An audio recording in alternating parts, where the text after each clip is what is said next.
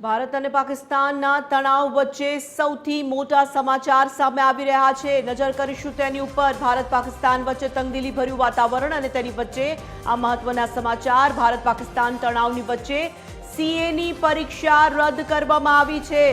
Intermediate અને post qualify પરીક્ષાનું જે આયોજન કરાયું હતું તે તારીખો હવે નવેસરથી જાહેર કરાશે। 9 થી 14 મે તારીખ સુધીના તમામ પેપર જે જાહેર કરાયા હતા તે રદ કરી દેવામાં આવ્યા છે। નવી તારીખો ફરીથી જાહેર કરવામાં આવશે, પરંતુ અત્યારે હાલ જે પરિસ્થિતિનું નિર્માણ થયું છે, તણાવની આ પરિસ્થિતિ છે, તેની વચ્ચે આ મહત્વનો નિર્ણય કરવામાં આવ્યો છે। સીએની પરીક્ષા રદ કરી દેવામાં આવી છે। આપને જણાવીએ કે ઇન્ટરમીડિયેટ અને પોસ્ટ ક્વોલિફાઈ પરીક્ષાનું આયોજન હતું, પરંતુ આ પરીક્ષા રદ કરી દેવામાં આવી છે। 9 તારીખથી લઈને 14 મેની વચ્ચે જે પેપર લેવાવાના હતા તે તમામ પેપર રદ કરવાનો નિર્ણય કરવામાં આવ્યો છે।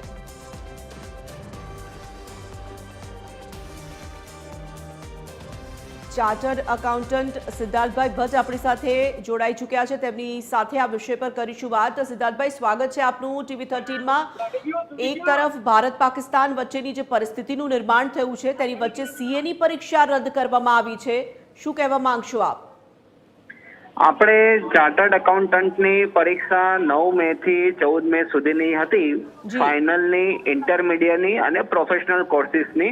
તો પાકિસ્તાન સાથે જે યુદ્ધ થઈ રહ્યું છે એના લીધે ભારતની સીએની પરીક્ષા સમગ્ર દેશમાં યોજાતી હોય, એમાં સીમાડાના રાજ્યો પણ આવતા હોય। હવે યુદ્ધની પરિસ્થિતિના લીધે પોસ્ટપોન કરવામાં આવી છે અને જ્યાં સુધી નવી માહિતી બહાર ના પડે ત્યાં સુધી પરીક્ષા પોસ્ટપોન રહેવાની છે। ધન્યવાદ સિદ્ધાર્થભાઈ અમારી સાથે જોડાવા માટે। ચાર્ટર્ડ એકાઉન્ટન્ટ સિદ્ધાર્થભાઈ ભટ્ટ જોડાયા હતા। તેઓ જણાવી રહ્યા છે કે આખા દેશમાં સીએની પરીક્ષા લેવાતી હોય છે અને સ્વાભાવિક તેમાં અનેક સેન્ટર્સનો સમાવેશ થતો હશે, પરંતુ હવે અત્યારે હાલ જે પરિસ્થિતિ છે તેને લઈને પ્રશાસન દ્વારા આ મહત્વનો નિર્ણય કરવામાં આવ્યો અને તારીખો અત્યારે હાલ તો રદ કરી દેવાઈ છે, પરીક્ષા રદ કરી દેવાઈ છે।